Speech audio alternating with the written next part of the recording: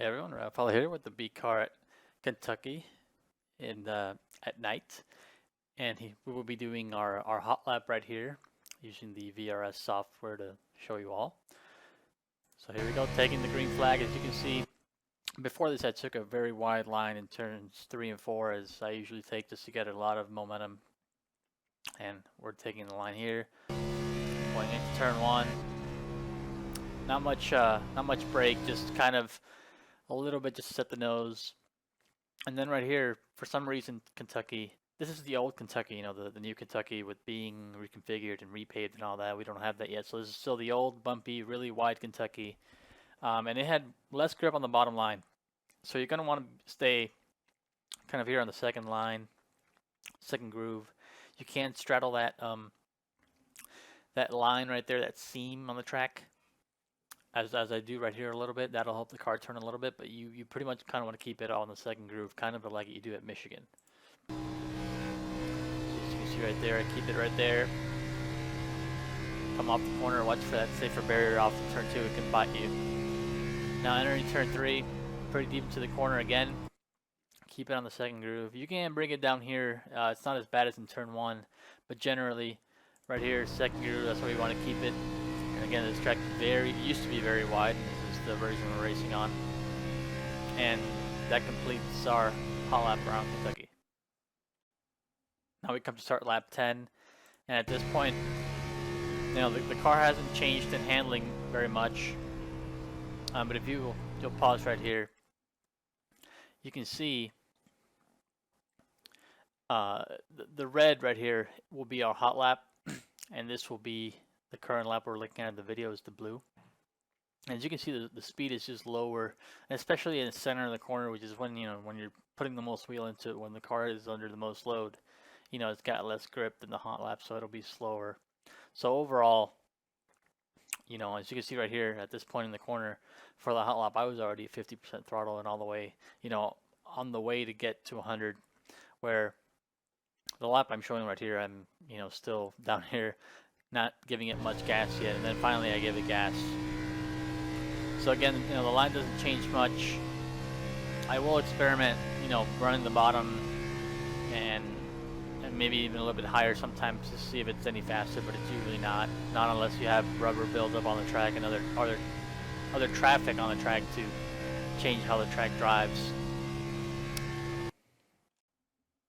Now this is lap 20.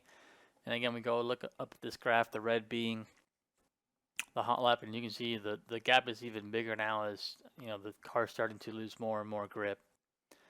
We'll go into the corner, and again, this feet right here, this is where the hot lap is comparing. This is where I was with the hot lap compared to this onboard video. So on the hot lap, right, at this point in the corner, I was almost 2 feet farther to the right. As there was plenty of grip, so I could actually keep it a little bit higher. But right here, I'm starting to lose front grip in the car. So I'll be straddling this groove right here, this the seam on the track rather, and that'll help the car rotate. But overall, it's pretty tight. It can get a little bit loose sometimes if you're a little bit careless. Or especially, the bumps entering the corners here at Kentucky is pretty bad bumps, even in the middle of the corner right here. But overall, it's pretty stable. And we are halfway through the run and already a second to fall off.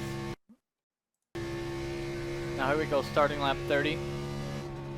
As you can see, again, even a bigger difference now from the hot lap.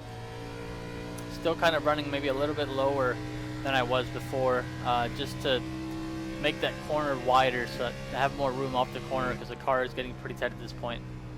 But as you can see here, up here in the top left, this is the time I'm losing to the hot lap in comparison. It's just it's not even close, of course. The tires are falling off and already 1.3 seconds slower at lap 30, and we have 10 laps to go. Here we start our final lap. At this point, the car just lacks grip, obviously, compared to the hot lap. But this being a night track, there is plenty of grip available, much more than during the day. So overall, the car is very predictable. Maybe a little bit on the tight side. Just basically stay patient. Right here, I'm actually running a little bit lower, you know, than on the hot lap. As you can see, on the hot lap, I'm up here above the seam. And on older tires, I tend to, you know, kind of go lower on the track.